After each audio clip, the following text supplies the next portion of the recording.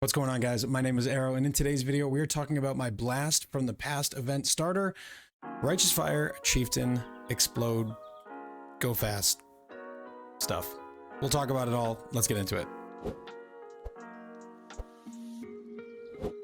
Okay, so this is going to be a little bit different of a video. This is not a full guide. I just kind of want to give everyone an idea of what I'm going to be playing, why I think it's going to be fun, and why I think it's going to be effective for getting you to level 90, 95, if that's what you want to do. So, Blast from the Past. We are getting Calandra and Sentinel back in this event. What that means is you're going to be able to craft some things that we've never been able to craft before, and some of the things that you can make are going to be really, really cool. Now, the coolest items that you can make in Calandra are really powerful jewelry, because you can put them into the Calandra Lake device and invert or up to 2.5 times whatever the stats are.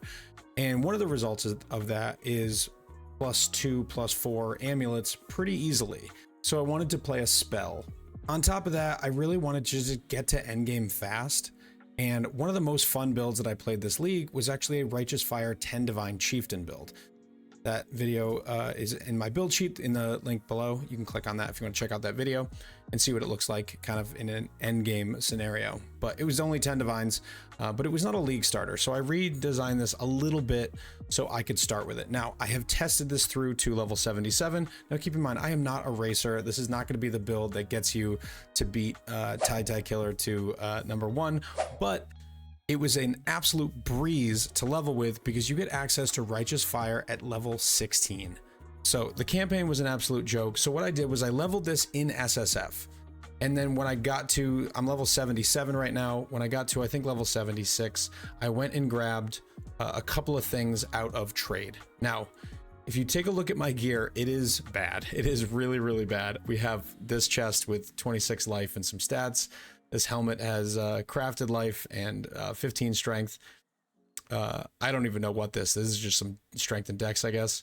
And then my weapon is fire dot multi 21%, and then crafted fire damage and chance to ignite. The chance to ignite is important because it helps us get close to 100 for Chieftain explodes. But this build as is like basically act gear.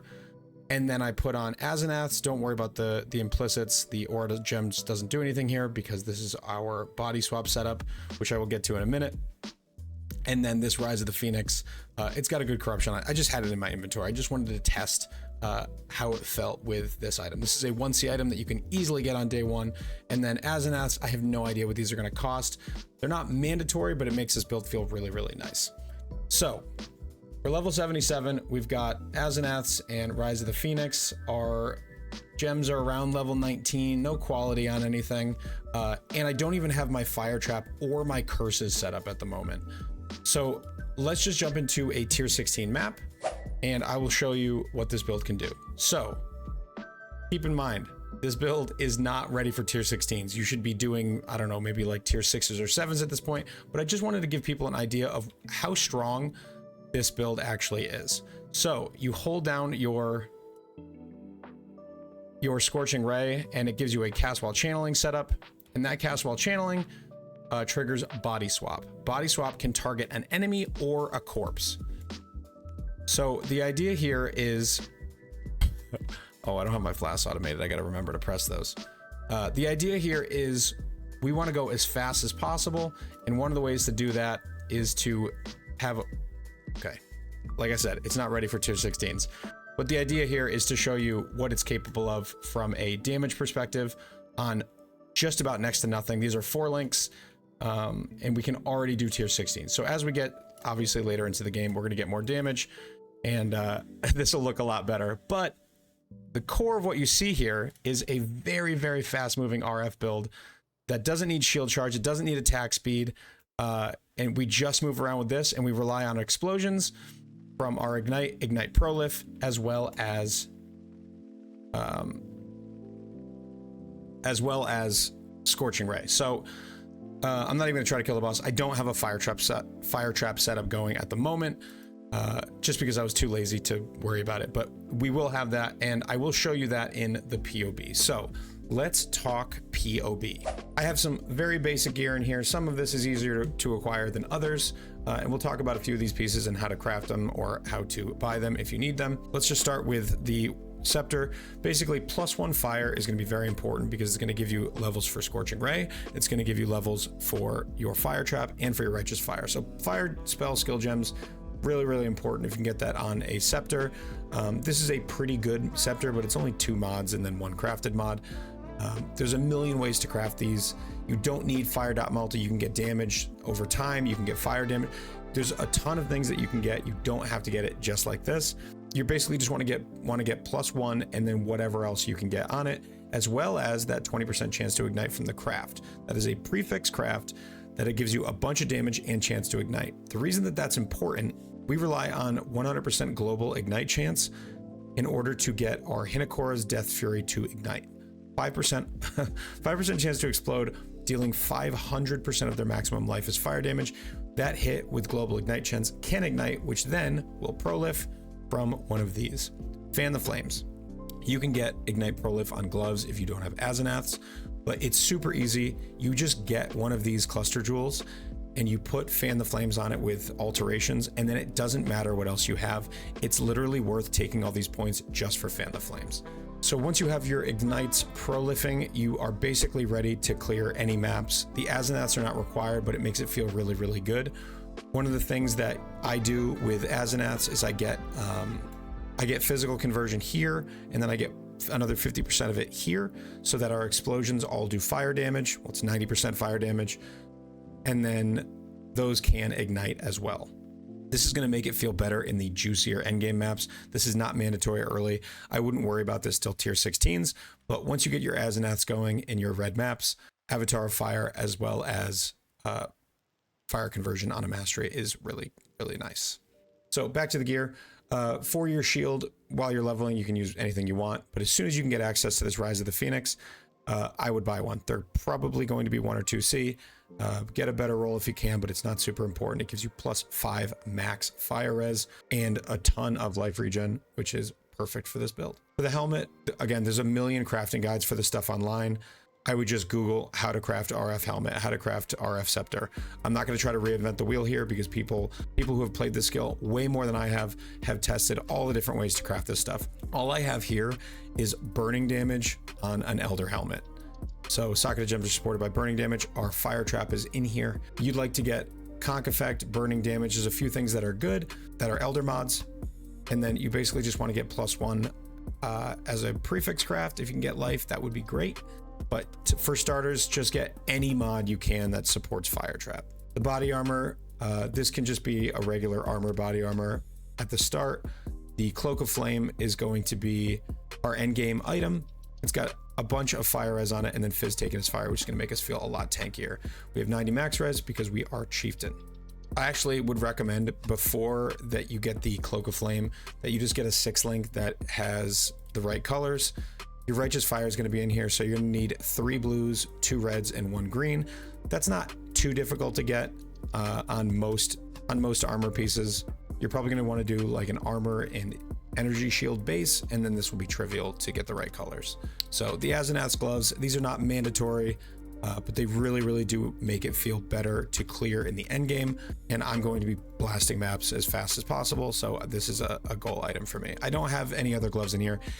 Until you get these, you can just use any gloves that give you life, res, whatever. And then if you want to get an implicit, you can replace Fan the Flames with the Eldritch Implicit that gives you Ignite Spread.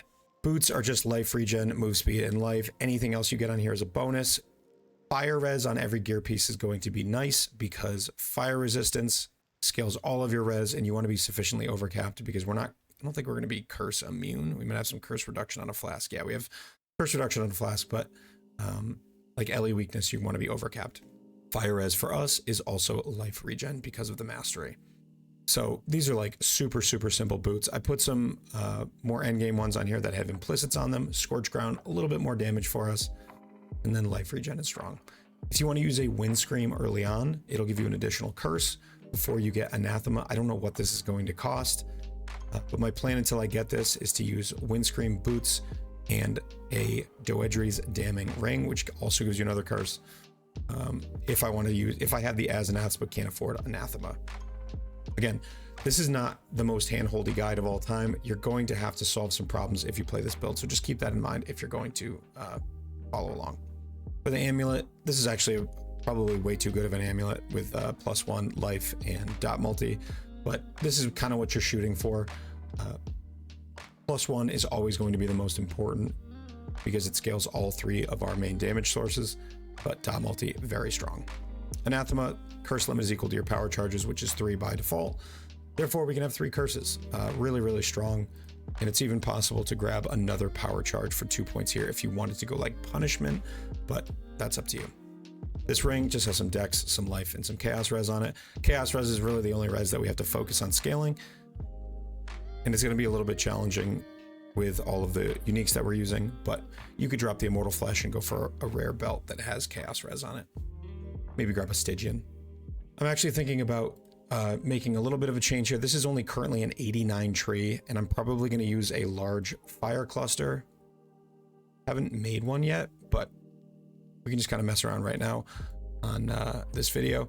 Something like increased effect to make it so these nodes give you 16% increased damage. That would be really strong. And then maybe some life, and then one other thing that's useful for you. There's a lot of pretty good notables that you can get, both prefixes and suffixes, because percent damage is lacking on this build. A lot of these are going to feel really, really nice. So one cool thing about this build is you can go for corrosive elements, which gives you fire skills have a 25% chance to apply fire exposure on hit, which is your body swap. Your body swap is a fire skill. So 25% chance to apply exposure. Now you're going to get exposure when you get max stacks with your Scorching Ray. That takes a little while to hit. So if you want to go for this, it's an easy way to get exposure. Now, Master of Fire, this is really strong. Nearby enemies just have fire exposure. The problem with this is it's really difficult to get. So I would actually just probably plan for a 12 passive with just some decent stats on here. You'll be able to craft that yourself pretty easily with alterations.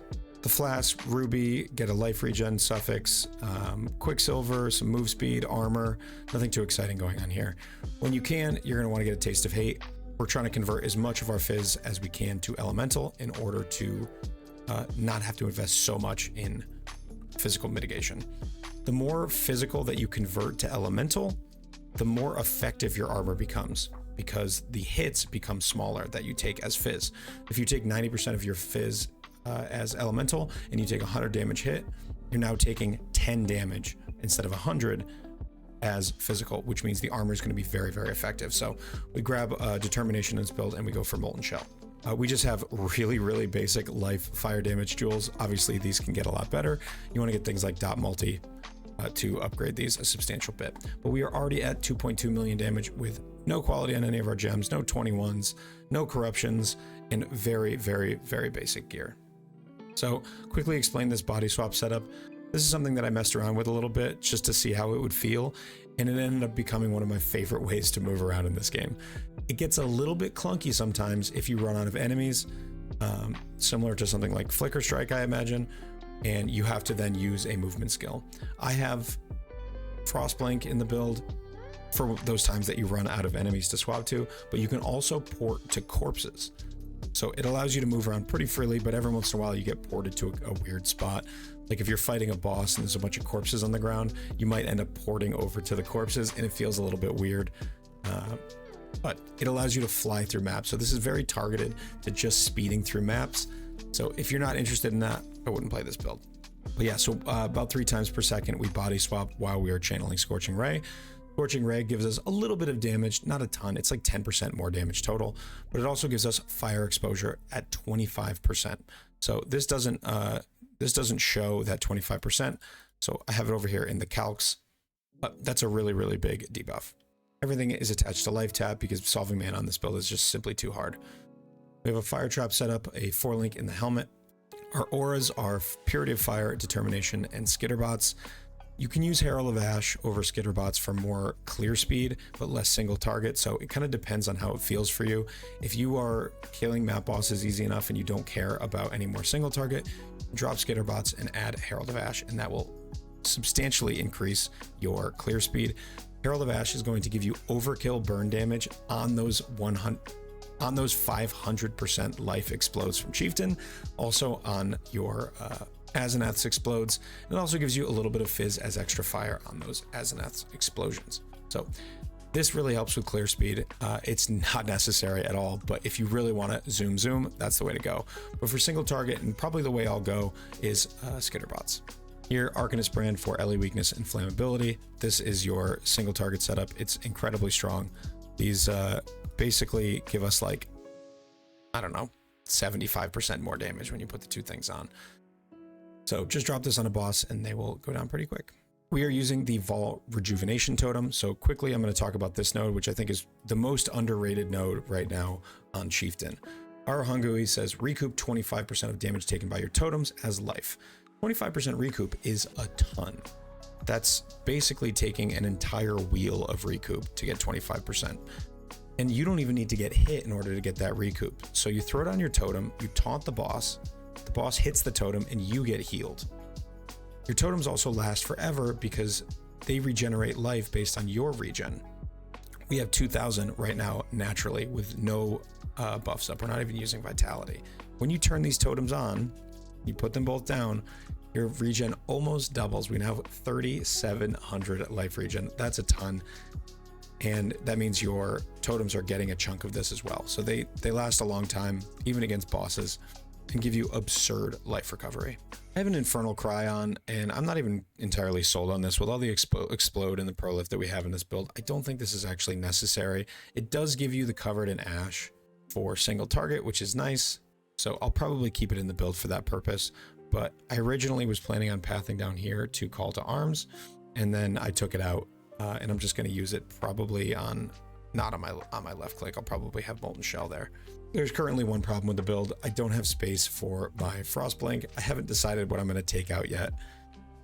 If I want to try to solve mana just enough so I could use like my totems and my Molten Shell and my Infernal Cry on, I'll probably end up dropping this life tap and maybe hoping to solve mana with these three skills. We already have 21 mana regen. It might be enough.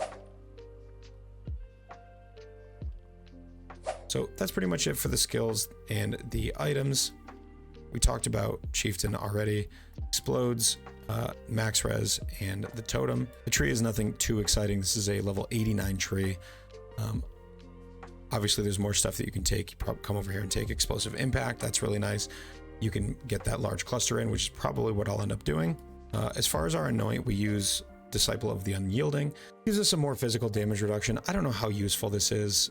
We do get a little bit of regen from this node here. It's not that exciting. I may drop the endurance charges once I get enough physical damage reduction. I'm not entirely sure yet. Again, I'll reiterate, only play this build if you're willing to solve some problems. The build itself is really fun and it works, but depending on the gear you get, etc., you may have to do some modifications. One more thing to discuss is Ignite Chance. We want to get as close to 100 as we can. I think I have 95% in the build right now. We get 30% from these two nodes here, 20% here. There's some here, some here. I don't know where all of it comes from, but most of it comes from the tree. One interesting thing brought to me by my good buddy Void241 is you can drop some of this Ignite Chance and use a Flask suffix that gives you Ignite, Freeze, and Shock chance.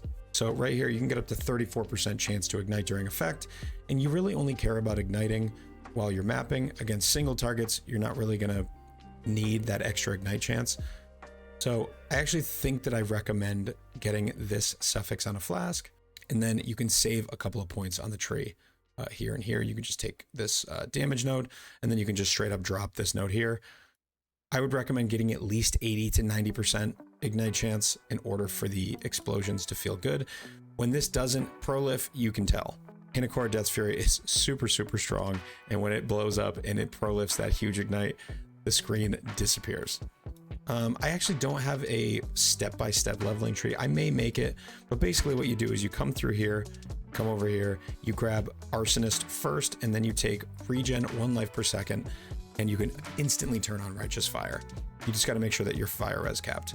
I come over here after that, I grab this life and life regen here, and then I path up through here, get more life, come over here, grab this stuff, come over here, grab more life, and then Divine Judgment, And then after that, it's kind of whatever you want to do next.